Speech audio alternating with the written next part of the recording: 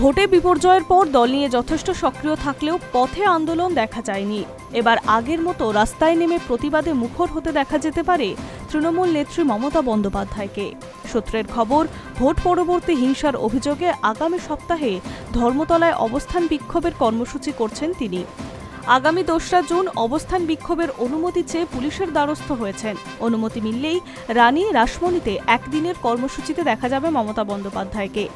২৬ নির্বাচনের রাজ্যের ২৯৪টি আসনের মধ্যে মাত্র ৮০টিতে জিতেছে তৃণমূল কংগ্রেস। যদিও এতে হতশ্রী ফলাফলের জন্য একাধিকবার দলনেত্রী দায়ী করেছেন ভোট লুটকে। অভিযোগ তুলেছেন অন্তত ৫০টি আসনে ভোট লুট করে বিজেপি জিতেছে। দলের হারের পর থেকে সর্বস্তরেই ভাঙন শুরু হয়েছে।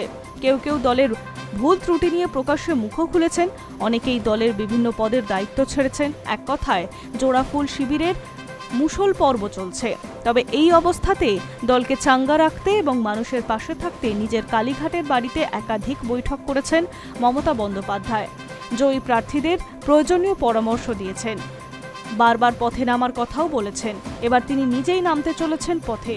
সূত্রের খবর, ভোট পরবর্তী হিংসা, ভোটে কারচুপি, তৃণমূলের ওপরে হামলা, তদন্তকারী সংস্থাকে দিয়ে চাপ দেওয়ার মতো বেশ কয়েকটি অভিযোগ তুলে প্রতিবাদ কর্মসূচি গ্রহণ করতে চলেছেন মমতা বন্দ্যোপাধ্যায়। আগামী ২রা জুন রানী রাসমণিতে অবস্থান বিক্ষোভে বসার কথা রয়েছে তার। দিনভর চলবে অবস্থান।